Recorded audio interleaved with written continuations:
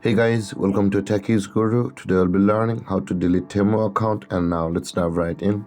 Now to delete your Temu account, first open up your Temu app on your phone. After opening your Temu app, guys, on this interface at the bottom of the screen you can see a bunch of icons.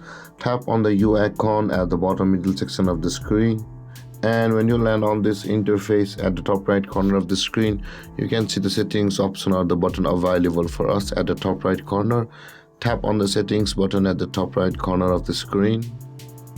And over here you can see the account security option at the top of the screen again. Tap on the account security button. And when you land over here, guys, at the bottom of the list you can see there is the delete your Temu account option available for us. Tap on delete your Temu account at the bottom of the screen and make sure to read this disclaimer by Temu. And after reading it, guys, at the bottom left corner of the screen you can see an empty circle over here. When you tap on it, the tick mark appears, and make sure that is tapped and selected where it says I want to permanently delete my Temu account.